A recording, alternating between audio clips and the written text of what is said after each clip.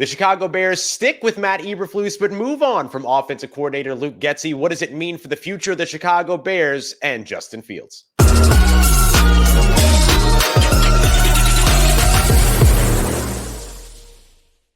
Here to help us break it all down is the one, the only Lauren Cox, host of the Locked On Bears podcast, your daily podcast. Keep you up to date with everything going on with the Chicago Bears. And I'm Ross Jackson, NFL expert here on the Locked On Podcast Network. Luke, you're going to have a busy week over at Locked On Bears, and it all starts with Matt Eberflus, the Chicago Bears head coach, being retained for the 2024 season. What's the temperature around this decision? Because it feels slightly controversial.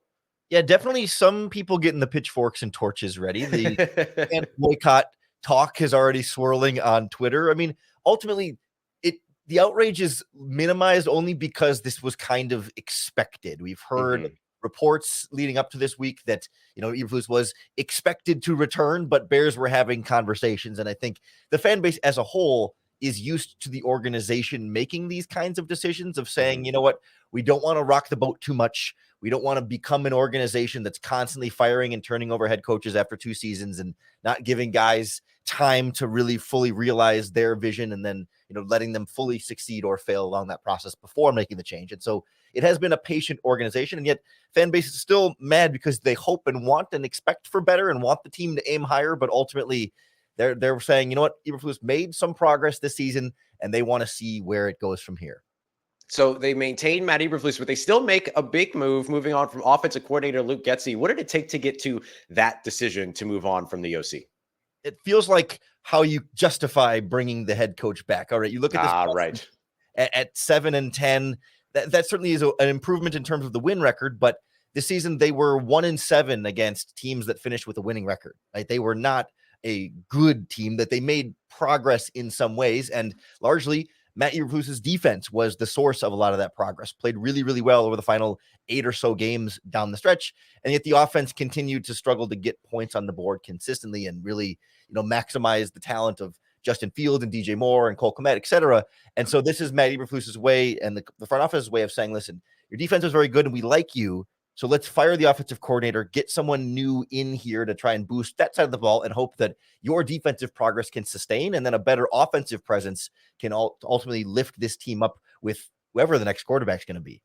Yeah, that's exactly where I was going next. So we're talking about this, potential continued investment over on the offensive side of the football, trying to bolster that. Do you think that includes Justin Fields, or with that number 1 overall pick, are we looking at a potential rookie quarterback in Chicago? I think it doesn't have to be an either or question.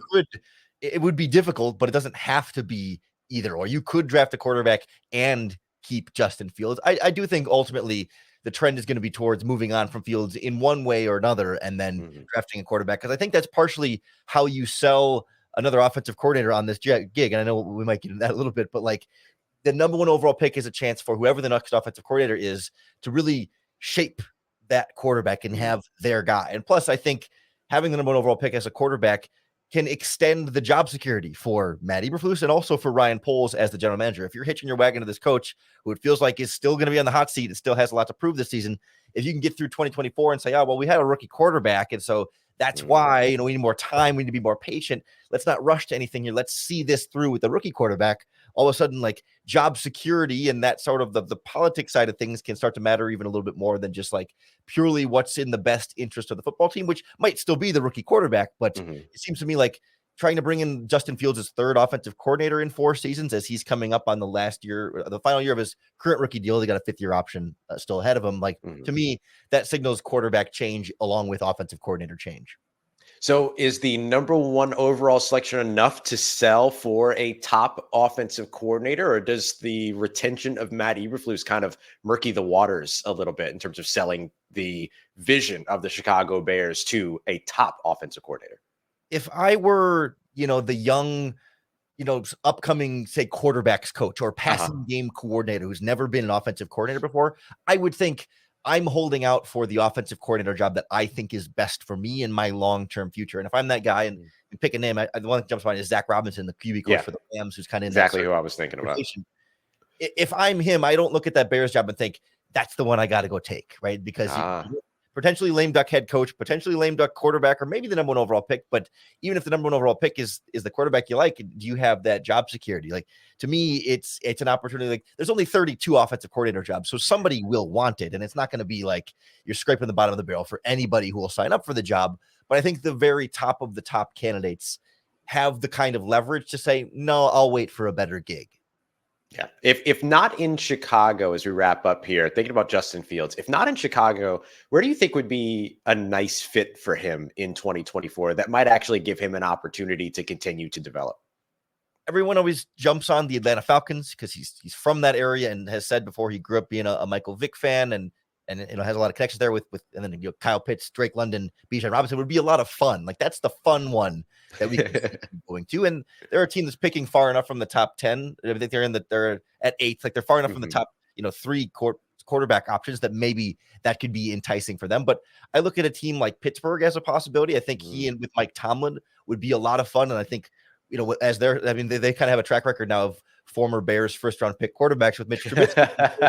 If you want to kind of have a competition option instead of just purely trying to draft a replacement for Pickett, but bring in a more veteran quote-unquote guy, that one makes a lot of sense to me. And people have thrown out the New York Jets as a potential spot to be like the heir apparent to Aaron Rodgers, but I think financially there's some trouble there, and I'm not sure that one ends up lining a huge path. But to me, it's like the Bears are going to have open sweepstakes for the number one overall pick, potentially, if they want to trade down. And if they decide not to trade down, they can call those same teams looking for a quarterback and say, hey, here's Justin Fields. If we're not giving you number one, do you want this quarterback option instead? It's going to be the same conversations with a lot of the same GMs. Yeah, so it sounds like it's going to be a really, really busy offseason for the Chicago Bears, to say the least. And the best way to keep up with it is every single Monday through Friday over with Locked On Bears and Lauren Cox here covering your Chicago Bears. Thanks so much, Lauren, for taking the time with us, man. Hey, anytime. Thanks.